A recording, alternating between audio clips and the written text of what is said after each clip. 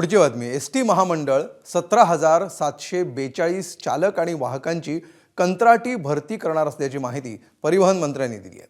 ही भरती एसटी महामंडळामध्ये लवकरच दाखल होणाऱ्या 8,300 नव्या बसेससाठी करण्यात येणार आहे। सरकारकडून नियमित भरतीसाठी अर्थ विभागाकडे प्रस्ताव पाठवण्यात आलाय, मात्र त्या भरतीला मंजुरी मिळेपर्यंत ही कंत्राटी भरती केली जाणार असल्याचं मंत्री प्रताप सरनाईक यांनी स्पष्ट केलंय।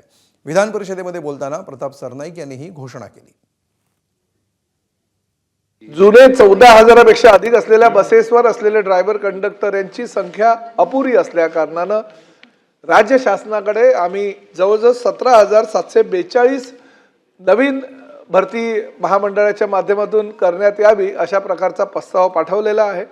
ज्या आता नवीन बसेस येणार आहेत 3,000 प्लस 8,000 5,000 अशा 8,300 बसेस ज्या येणार आहेत त्यावर कंडक्टर आणि ड्रायव्हरची भरती न केल्यामुळे त्या बसेस तशाच उभ्या राहू नये यासाठी आम्ही काही तात्पुरत्या स्वरूपामध्ये कॉन्ट्रॅक्टमध्ये आम्ही कामगार घेणार आहोत, ही वस्तुस्थिती आहे। एबीपी माझा, उघडा डोळे बघा नीट।